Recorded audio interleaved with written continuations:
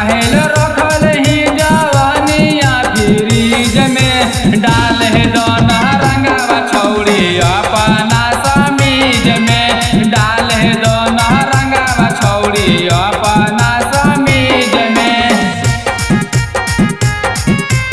अपना समीज में डाल दोन रंगवा छौड़ी अपना समीज में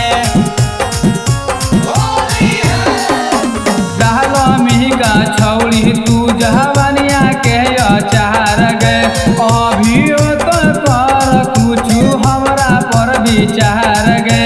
हमरा पर विचार गे डालो मिहिका छौड़ी तू जवानिया के अचार गे अभियो तो कर कुछ हमरा पर विचार गे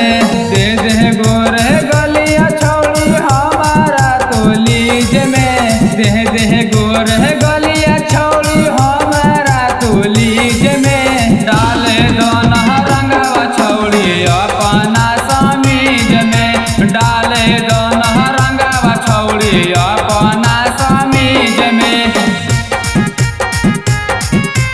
अपना समीज में डाल दोन रंगवा छौड़ी अपना समीज में फगुआ के फायदा छौड़ी अभियो उठाइले मिथल से सजनामा के अभियो पटा